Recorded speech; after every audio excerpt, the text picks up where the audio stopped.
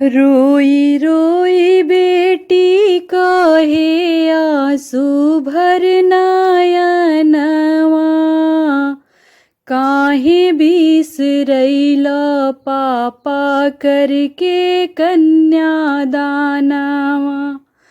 रोई रोई बेटी कहे आंसू भर नयनवा, काहे बिसरैला पापा करके कन्यादानवा।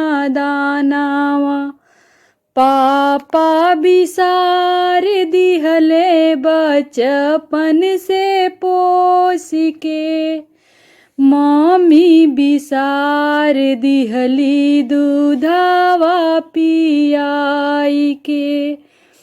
पापा बिसार दिहले बचपन से पोस के, मम्मी बिसार दिहली दूधवा पियाई के।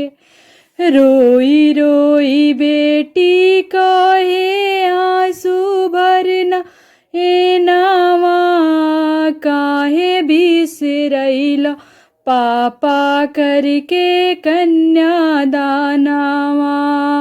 रोई रोई बेटी कहे आंसू भरना ए नावा, काहे बिसरैला पापा करके कन्यादानवा। चाचा बिसार दिहले गोदिया खेलाई के, चाची बिसार दिहली डोलिया बैठाई के।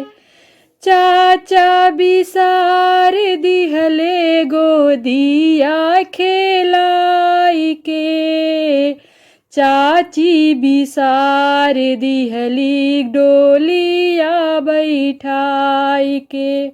रोई रोई बेटी कहे आंसू भरना ए नावा, काहे बिसरैला पापा करके कन्यादानवा। काहे बिसरैला पापा करके कन्यादानवा। भैया बिसार दिहले रखिया बनाई के, भैया बिसार दिहले रखिया बनाई के। भाभी बिसार दिहली साथावा छोड़ाई के। ए भैया बिसार दिहले रखिया बनाई के, भाभी बिसार दिहली साथावा छोड़ाई के। रोई रोई कहे बेटी आंसू भरना ए नावा, काहे बिसरैला पापा करके कन्यादानवा। काहे बिसरैला चाचा करके कन्यादानवा,